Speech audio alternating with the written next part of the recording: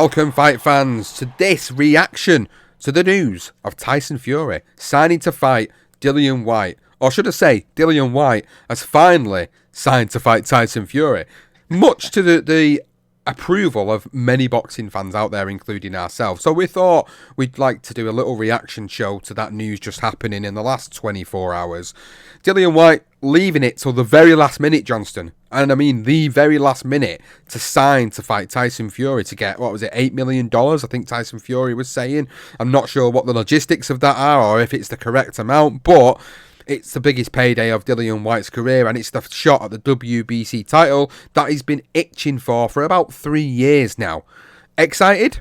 Very, very excited.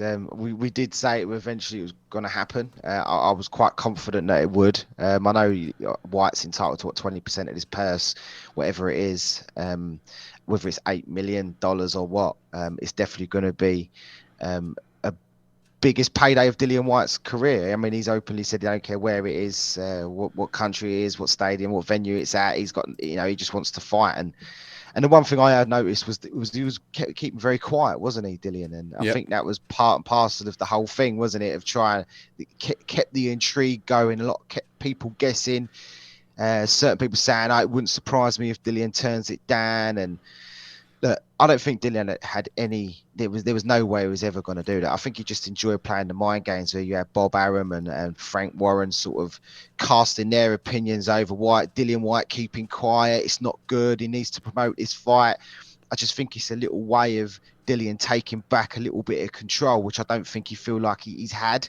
So Dillian's not going to be the type of guy that they're going to say jump this high. He's going to reply how high. He's just not going to do that. This is what makes it very exciting. The fight itself and the build up to it is going to be completely different to what Tyson Fury has experienced before with Deontay Wilder. I think Dillian brings something completely different. I think he's quite a comical guy. I quite like Dillian. I mean, he's from Brixton, South London. I'll back the guy because he's on close to where I live, locally. I like both fighters. That, not get me wrong, but I'm really excited though, Sean. I can't wait to see how it pans out.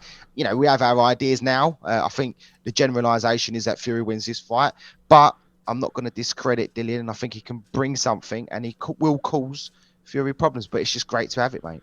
Well, they're saying it's the 23rd of April at Wembley Stadium, which is great news. It's great news that we'll get to see it. I mean, I think, for most people, they're going to want to make a trip to Wembley Stadium to go and watch this fight because, I know, it might be the only time we get to see two Brits again for a long time fighting for a heavyweight title in the UK. Because if Joshua comes through Usyk, and it's a big if, and that mega fight with Fury happened, if Fury comes through Whyte, I don't think that's going to happen here. So as much as we'd love to see it, and much as we've had loads of debates in the past about it, it wouldn't surprise me if it ends up in America or it ends up in Saudi Arabia, in Jeddah, where all the money is. It wouldn't surprise me at all. But we're getting this fight in April at Wembley Stadium, the 23rd. A great fight. Finally happy that Dillian Whyte signed it.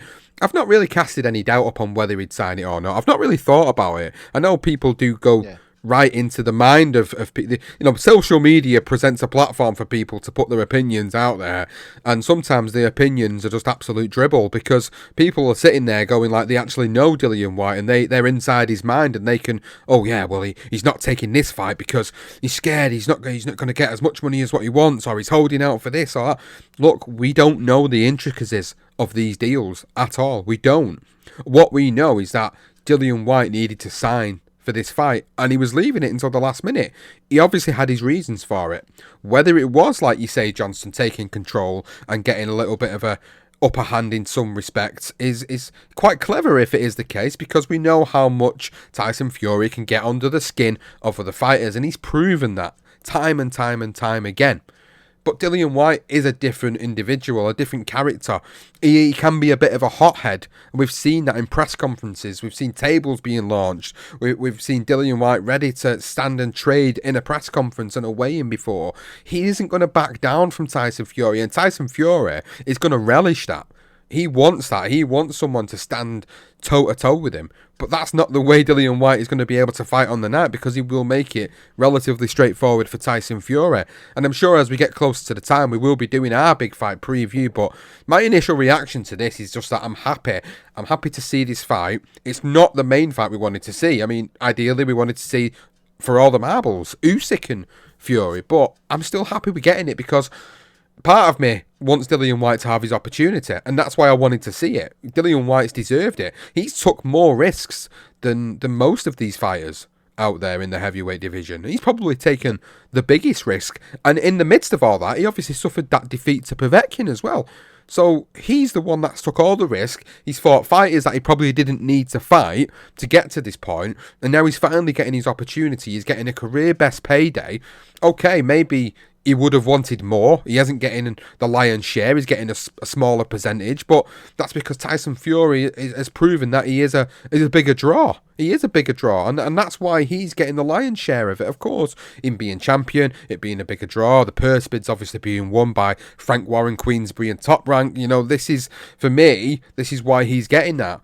But really, the way Dillian goes on, I don't think it's all about money for him. He wants his shot. He deserves his shot. And I'm excited to see it. I'm just looking forward to seeing the build up to it more than anything, because I do think we'll get a we'll get a very verbal build up to this. I'd love to see if they do some sort of head to head, like a gloves are off style sit down between one another, because I can imagine there'll be some sort of kick off there. I remember when they did it with Chisora and Whyte, and there was a big kickoff on the set, and you can actually see that footage that wasn't aired on YouTube. There was a massive kickoff on the set. So we imagine Tyson Fury winding up Dillian Whyte that much that he isn't flipping the table and throwing some water on him, or, you know, even throws a punch or whatever. I can imagine this sort of stuff happening. Will they take them type of risks? I wouldn't like to think so, because it's a huge fight, but it wouldn't surprise me. And then you've got John Fury there. You've got Dean Whyte, Dillian's brother. John Fury and Dean Whyte will probably be going at it as well in the background. So there's a lot to look forward to. I mean, people might not like that pantomime style, WWE style build up to a fight, but it will build it. What it will do for the sport is it will bring people in from different sports that'll be intrigued to see it, because it will be headlined with two British fighters fighting for the heavyweight title. Doesn't happen very often. So that's straight away going to bring in people from all different kinds of sports wanting to see what happens. And that's a good thing for the sport, because, you know, that means that more eyes are on it in a good way. It might bring more people over and think, wow, actually, you know, I'm interested in seeing this fight. So that, for me, is a good thing. But then I just hope we don't get any negative things that are going to put a bit of a dampener on the sport. You know, things that happen that people are going to say, well, this sport's barbaric, and, you know, this shouldn't be happening, and I just hope that doesn't happen. I am excited for the whole build-up for it, though, and the fight itself, of course. And I suppose now I'm going to hand this back to you, Johnston, really, and give your early thoughts about how this fight plays out. Well, I mean, yeah, everything you said there, absolutely. I mean, I hope they don't take things too far and say some derogatory stuff. You know, it's inevitable that one of them's going to slip up at some point and say something a bit ridiculous. You know, to be fair though, I think they're clever enough now. I think Dillian's learnt a lot in the past, and I think Tyson has too. So you know, they're going to promote this fight. I think it's going to be quite entertaining. It's going to be quite comical at times, and you're going to see a little bit of bravado and a little bit of probably a bit of pushing and shoving. I don't think you're going to really see anything go beyond that. It's just going to be entertaining. I mean, are we going to see Tyson Fury come out in a Superman suit for his next one or something? I don't know, like, you know, that sort of clowning around sort of crap that he did with Klitschko.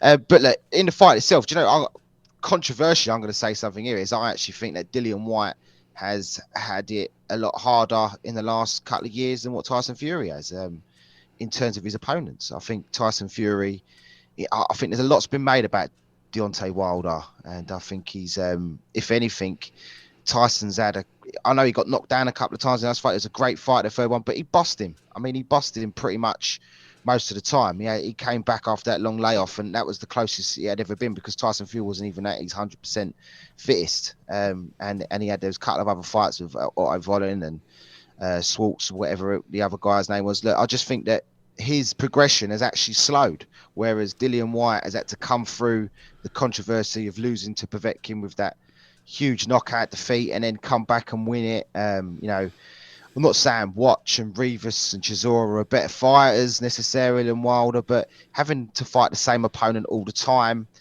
I just think it sort of stalls you. And when you have these rematches, it stalls a guy's career. And I'm going to be very controversial and say that I think that Dillian has closed the gap slightly over the last couple of years because Fury's just been busy beating up Wilder.